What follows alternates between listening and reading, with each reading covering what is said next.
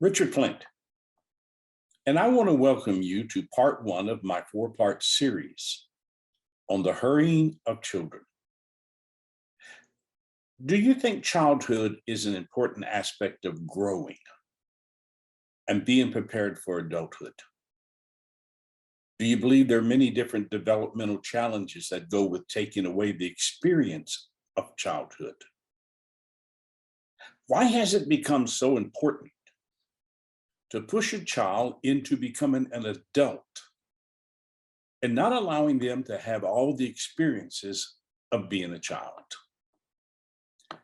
Several years ago, I found a book written by David Elkind titled The Hurried Child.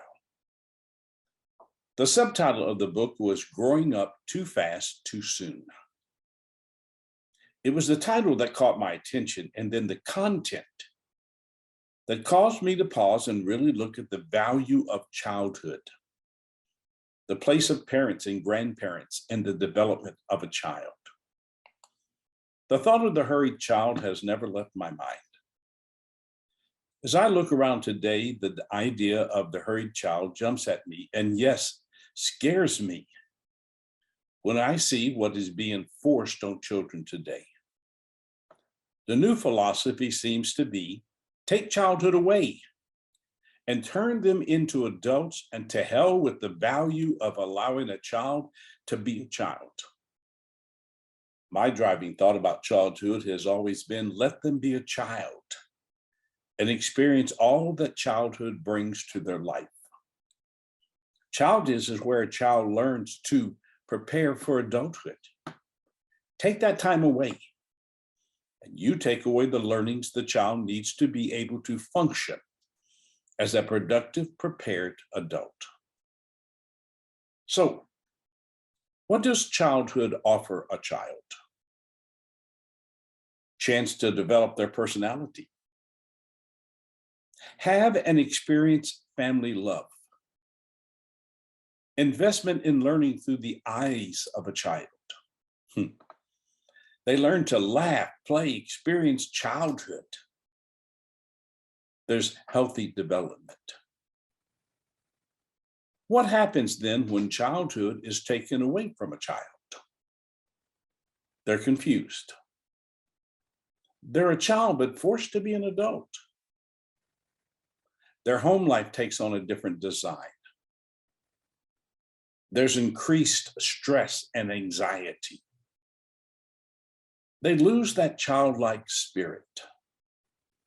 And I'll tell you, developmental skills are missed and leaves them emotionally void. You know, what's wrong with allowing a child to grow up slowly? What's wrong with letting them discover whom they are rather than being told what they are?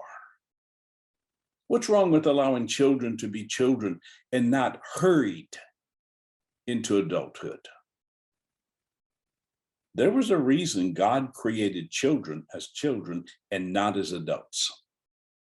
There is a purpose to childhood. And who are we to take away and control the development of a child and replace it with experiences a child can't understand and therefore is forced into being whom they're not prepared to be? Childhood is the most important aspect of growing up. There are so many pressures on family today. The financial pressure. The question I ask parents a lot is, when is enough enough?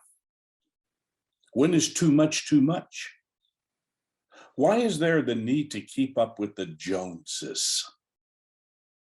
What has happened to the home being a home, rather than a place where people gather together, yet don't spend quality time with each other? Several years ago, one of my Star Maker conferences was on family matters. To prepare, I took 50 families I thought had healthy families. Here's one of the questions I asked them. Out of a possible 21 meals a week you can eat together as a family, how many do you eat together? Any idea what the standard answer was? The average was 2. How important is mealtime as the centerpiece of communication in a family? That table represents certain things: time to connect, a sense of togetherness, being aware of what is going on in each's life, listening and learning, energy. Now, this is a personal belief of mine, but I believe one of the demises of the family and the strength it brought, especially children, was the breakdown in the American farm. The farm mindset was about strengthening the family.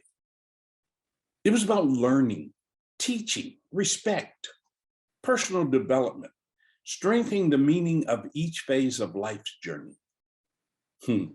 Today, we live in this fast-paced race where there are too many things to get done. There's the lack of quality family time, the loss of the real meaning of family time. A world where we are so busy being busy with busyness that we spend more time touching life than really connecting with those who are our life. Many kids are missing the involvement of parents in their life, missing having a parent. They're being raised by TV, video games, and the outside forces that make a child feel loved and accepted more than their parents do. The lack of parental presence is pushing kids to seek the love and acceptance they're looking for from outside forces. They're being guided by those who don't love them. They just use them. Kids need parents. They don't need adults that push them into living through activities. They need parents who are really being, not acting like they are, but really being parents. Childhood is preparation time. It's discovery time. It's where they learn about life. They don't need to be told whom they are by those outside forces that want to tell them who and what they are. We need to get back to a home, not a house, but a home where we meet and connect. Society should not be raising children. The home should be the primary place where children are being taught about life, about whom they are, feeling the love of parents. Parents who are not too busy to realize their child did not ask to come into this world. They were the creation of two people who are responsible for helping them discover the meaning of life. When children are abandoned by their parents, they're left to figure out life on their own. They're given to those who are willing to indoctrinate and brainwash them, who are left without the presence of a parent to love and guide them. Children are children, not adults. They need parents to be the number one teacher in their life. We need to stop sacrificing to them, to those who want to mentally, emotionally, and spiritually own them. This 4-part series is dedicated to helping us get back to building strong families through providing the right environment for kids to grow up in. We're going to explore the role of grandparents, the correct place of education, and providing children the right foundation for their growth and development. If we don't get back to the home, parents being the primary source of preparing children, we will create children who will become dysfunctional adults. We don't need to hurry children. We need to let them grow up. Let them be a child.